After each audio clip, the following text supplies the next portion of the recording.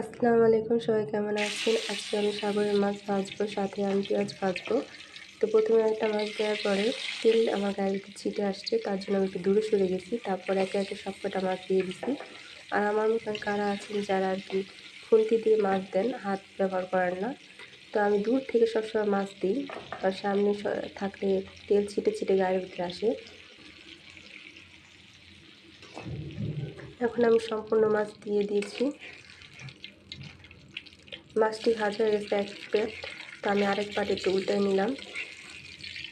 একে একে আমি মাছগুলোকে উল্টিয়ে দিচ্ছি, কারণ এক পাশ ভাজা হয়ে গেছে। কারণ আরেক পাশ আর কি কড়া করে ভাজবো।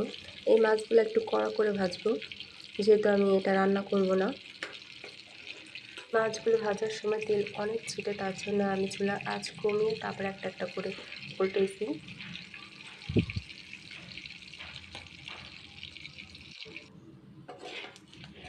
এখন আমার মাছ ভাজা শেষ, উঠিয়ে নিলাম। তারপরে আমি পেঁয়াজ ভাজবো, পেঁয়াজ আর মরিচ।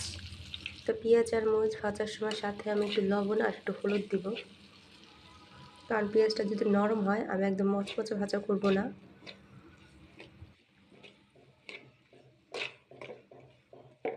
ভিডিও ভালো লাগলে লাইক, কমেন্ট, শেয়ার এবং চ্যানেলটাকে সাবস্ক্রাইব করে পাশে থাকবেন।